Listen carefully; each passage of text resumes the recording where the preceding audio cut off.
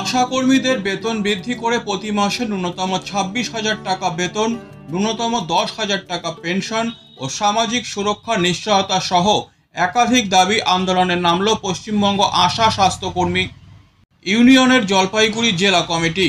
অন্যদিকে আশা কর্মীদের দ্রব্যমূল্য বাজারে মাত্র 750 টাকা বেতন বৃদ্ধির প্রতিবাদ জানানো হয় সোমবারের এই প্রতিবাদ কর্মসূচি থেকে।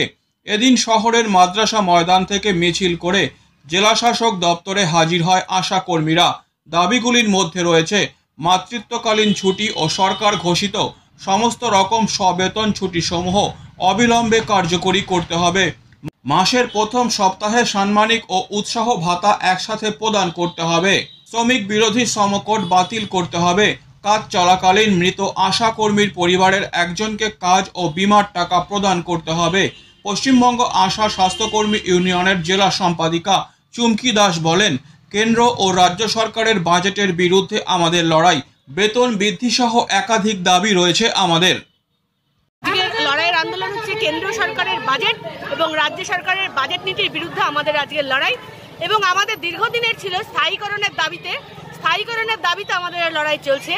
আশাকর্মীরা এযাবৎকাল পর্যন্ত মাতৃত্বকালীন ছুটি পেল না, তার বিরুদ্ধে আমাদের লড়াই চলছে।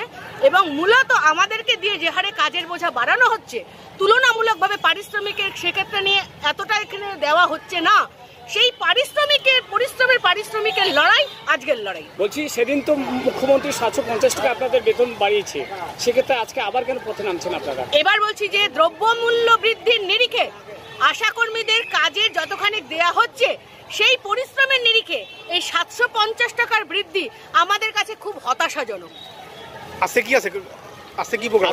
আজকে আমরা ডিএম অফিসে ডেপুটেশন দেব আমাদের এই দাবিগুলোর সপক্ষে। আমাদের মূলত দাবি হচ্ছে প্রতি মাসে ন্যূনতম 26,000 টাকা বেতন হবে। স্থায়ীকরণের আমাদের একটা দাবি আছে। মাতৃত্বকালীন আমরা ছুটি চাই এবং কেন্দ্র সরকার এবং রাজ্য সরকারের যে বাজেট সবেমাত্র ঘোষণা হলো, সেই বাজেটে আশাদের জন্য কোনো বরাদ্দ রাখা হয়নি।